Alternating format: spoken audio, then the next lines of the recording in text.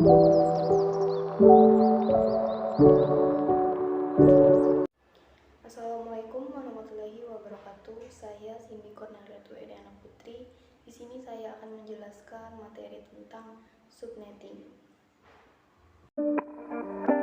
Pengertian subnetting. Subnetting biasa disebut dengan variabel length subnet max atau VLSM. Pembagian jaringan besar ke dalam jaringan yang kecil-kecil inilah yang disebut sebagai subnetting, dilakukan dengan cara memodifikasi subnet max default. Subnetting adalah teknik memecah suatu jaringan besar menjadi jaringan yang lebih kecil dengan cara mengorbankan bit host ID pada subnet max untuk dijadikan network ID baru. Subnetting merupakan teknik memecah network menjadi beberapa subnetwork yang lebih kecil.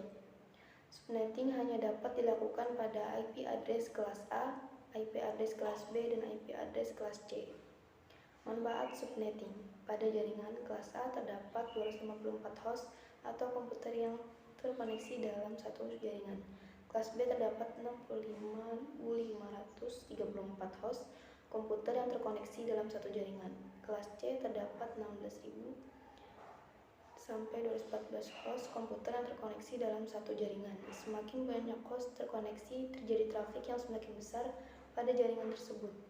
Sebuah LAN dengan 254 host akan memiliki performansi yang kurang baik dibandingkan dengan LAN yang hanya mempunyai 62 host. Pemecahan yang paling sederhana adalah memecah menjadi 2 atau lebih LAN. Pembagian inilah yang disebut subnetting. Departemen tertentu membutuhkan keamanan khusus sehingga solusinya memecah menjadi jaringan sendiri. Proses subnetting. Untuk melakukan proses subnetting dilakukan beberapa proses, yaitu yang pertama menentukan jumlah subnet yang dihasilkan oleh subnet max. Yang kedua, menentukan jumlah host per subnet.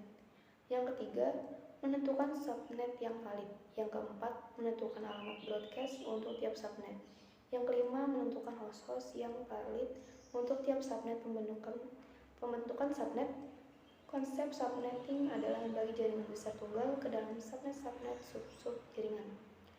Proses dilakukan dengan memakai sebagian bit host ID untuk membentuk subnet ID dan mengurangi jumlah bit host ID.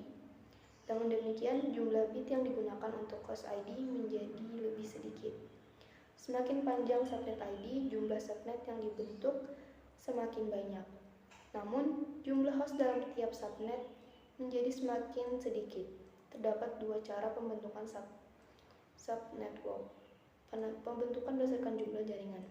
Dibentuk berdasarkan kebutuhan jumlah jaringan pada suatu institusi.